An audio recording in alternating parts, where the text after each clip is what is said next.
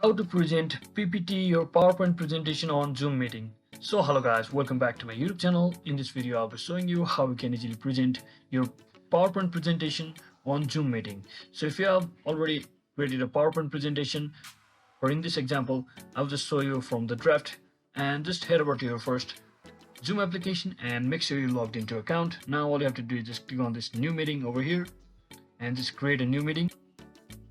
So once you successfully start the new meeting, now you can just click on this share button over here. Just click on this, and once you click on share, you can see there's option to just click on this PowerPoint presentation option over here and just click on share.